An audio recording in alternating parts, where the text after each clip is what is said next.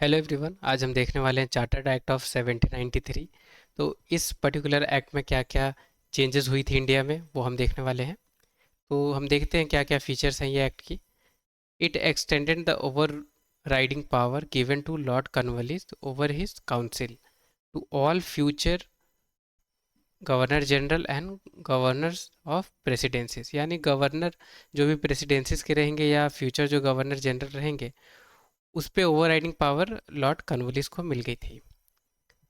It gave Governor General more powers and control over the government of subordinate presidency of Bombay and Madras. तो मद्रास के जो subordinate presidencies थी उस पे भी गवर्नर जनरल को पावर दे दी गई और सबऑर्डिनेट कर दिया गया गवर्नर जनरल के अंदर नीचे।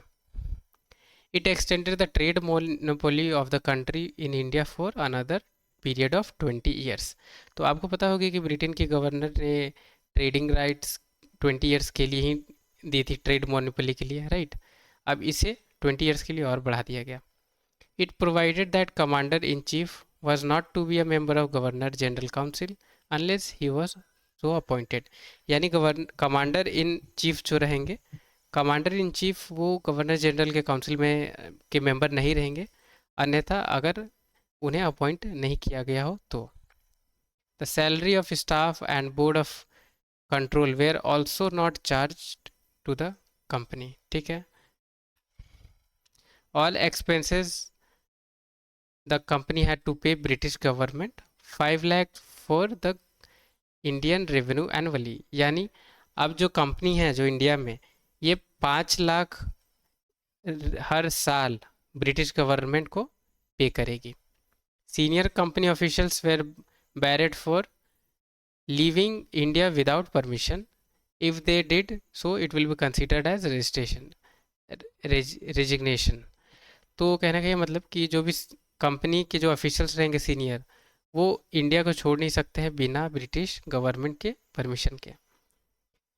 The act separated the revenue administration and judiciary function of the company. ये याद रखनी है आपको कि कौन सी एक्ट में रेवेन्यू एडमिनिस्ट्रेशन और जुडिशरी फंक्शन की कंपनी को सेपरेट कर दी गई थी। तो ये आपको याद रखनी है कि इस एक्ट में ये थी। The company was granted the authority to grant licence to individual and company employ to carry on trade in India. तो अब कंपनी यहाँ तक कि लाइसेंस भी देने लगेगी इंडिविजुअल को जो भी ट्रेड करना चाहते हैं इंडिया में उसे, ठीक है। तो ये थी फीचर्स चार्टर एक्ट 1793 की। कुछ क्वेश्चन है देख लेते हैं। During whose tenure chartered act of 1793 was passed. Option A Lord Cornwallis, option B Warren Hastings, option C Sir John Shore, option D William Bentinck. तो वीडियो को पॉज करके comment box में आप मुझे आंसर बताएं इसकी। तो इसकी करेक्ट आंसर है वो सर जॉन शोर है। इनके टाइम पे ये चार्टर एक्ट ऑफ 1793 को पास किया गया था। यहाँ देख सकते हैं सर जॉन शोर। Thank you so much. Video अगर पसंद आई होगी तो लाइक ज़रूर करें। चैनल पर नए हैं या सब्सक्राइब नहीं किया तो सब्सक्राइब कर सकते हैं। टिल दैट टाइम के लिए take care, have a great day ahead.